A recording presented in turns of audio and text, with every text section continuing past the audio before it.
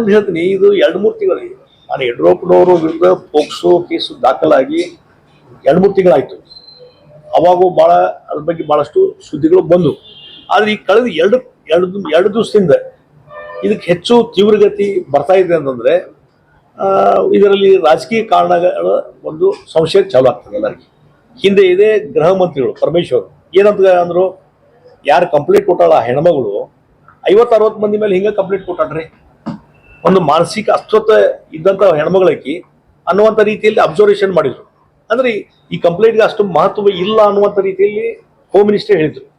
ಈಗ 2 ದಿವಸದಲ್ಲಿ ಏನ್ ಬದಲಾವಣೆ ಆಯ್ತು ನನಗೆ ಅರ್ಥ ಆಗ್ತಾ ಇಲ್ಲ. ಡೆಫಿನೆಟ್ಲಿ ಈಗ ಸರ್ಕಾರ ಇಕ್ಕಟ್ಟಲ್ಲಿ ಸಿಕ್ಕಿದೆ. ನಾಗೇಂದ್ರ ರಾಜೀನಾಮೆ ಕೊಟ್ಟು ಹೋಗಿದ್ದಾರೆ. ಆ ಹಿನ್ನೆಲೆಯಲ್ಲಿ ಇವತ್ತು ತಮ್ಮ ತಪ್ಪುಗಳನ್ನು ಮುಚ್ಕೊಳ್ಳಿಕ್ಕೆ ಇವತ್ತು ದೊಡ್ಡ ವ್ಯಕ್ತಿಗಳನ್ನು ತೋರಿಸಿ ಅವ್ರ ಮೇಲೆ ಅರೆಸ್ಟ್ ಮಾಡ್ತೀವಿ ಮತ್ತೊಂದು ಅಂತೇಳಿ ಯಡಿಯೂರಪ್ಪ ಅಂತವ್ರನ್ನ ಇವತ್ತು ಜನರ ಒಂದು ಮನಸ್ಸನ್ನ ಬೇರೆ ಕಡೆ ಎಳೆಯುವಂಥದ್ದು, ಬೇರೆ ಕಡೆ ಗಮನ ಸೆಳೀಲಿಕ್ಕೆ ಇದೊಂದು ಪ್ರಯತ್ನ ಅಂತ ನಾನು ತಿಳ್ಕೊಂಡಿದ್ದೀನಿ. ಯಾಕಂದ್ರೆ ಅವರು ಕಂಪ್ಲೇಂಟ್ ಕೊಟ್ಟಿದ್ದು, ಆ ಕಂಪ್ಲೇಂಟ್ ಯಾರು ಕೊಟ್ಟಿದ್ದಿಲ್ಲ ಅವ್ರು ಸತ್ತು ಹೋಗಿದ್ದಾಳೆ ತಾಯಿ. ಹೀಗಾಗಿ ಆ ಹೆಣ್ಮಗಳು ಯಾರು ಸಂತ್ರಸ್ತ ಅಂತಾಳ ಆಕಿದು ವೈಯಕ್ತಿಕವಾದಂಥ ಯಾವುದು ಕಂಪ್ಲೇಂಟ್ ಇಲ್ಲ ಮತ್ತು ಇಲ್ಲಿವರೆಗೆ ಯಾವುದು ಇನ್ಸಿಸ್ಟೆನ್ಸ್ ಇಲ್ಲ. ಹೀಗಾಗಿ ಯಡಿಯೂರಪ್ಪನವ್ರನ್ನ ಈ ಸಲ ಇದರಲ್ಲಿ ಏನೋ ಒಂದು ಸಿಕ್ ಹಾಕ್ಸುವಂಥದ್ದು ಒಂದು ಷಡ್ಯಂತ್ರ ನಡೆಯುವಂತ ನನ್ಗೆ ಅನಿಸ್ತದೆ. ಹೀಗಾಗಿ ಈ ರೀತಿ ರಾಜಕೀಯ ಕಾರಣ ಸಲುವಾಗಿ ದೊಡ್ಡ ವ್ಯಕ್ತಿಗಳನ್ನ ಇನ್ವಾಲ್ವ್ ಮಾಡುವಂಥದ್ದು ಸರಿಯಲ್ಲ. ಇದು ಕಾಂಗ್ರೆಸ್ ಸರ್ಕಾರದ ಒಂದು ದೊಡ್ಡ ತಪ್ಪು ಮಾಡ್ತಾ ಇದ್ದಾರೆ.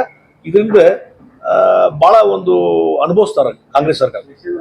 ದೇಶದ ರಾಹುಲ್ ಗಾಂಧಿ ಅವರು ಮತ್ತು ಡಿ.ಕೆ. ಶಿವಕುಮಾರ್, ಸಿದ್ದರಾಮಯ್ಯನವರು ಯಾವ್ದೋ ಬಿಜೆಪಿ ಅವರು ಏನ್ ಕಂಪ್ಲೇಂಟ್ ಕೊಟ್ಟಿದ್ರು, ಆ ಕಂಪ್ಲೇಂಟ್ ಮೇಲೆ ಕೋರ್ಟಿಗೆ ಹಾಜರಾಗಿ ಬಂದ್ಮೇಲೆ ಇದು ಸ್ಟಾರ್ಟ್ ಆಯ್ತು. ಅಲ್ಲಿವರೆಗೆ ಸುಮ್ ಕೂತಿದ್ರು. ಈಗಾಕೆ ಯಡಿಯೂರಪ್ಪರ ಮೇಲೆ ಇದು ಈ ರೀತಿ ಒಂದು ಷಡ್ಯಂತ್ರ, ಯಡಿಯೂರಪ್ಪನ ವಿರುದ್ಧ ಒಂದು ಷಡ್ಯಂತ್ರ ಮಾಡಿದ್ದಾರೆ. ಇದಕ್ಕೆ ಅದು ಸ್ಟ್ಯಾಂಡ್ ಆಗೋದಿಲ್ಲ ಕಾನೂನು ರೀತಿನೂ. ಅದಕ್ಕಾಗಿ ಈ ರೀತಿ ದ್ವೇಷದ ರಾಜಕಾರಣ ಮಾಡಬಾರ್ದು ಅಂತ ಒತ್ತಾಯವನ್ನು ಕಾಂಗ್ರೆಸ್ ಪಾರ್ಟಿಗೆ ನಮ್ಮ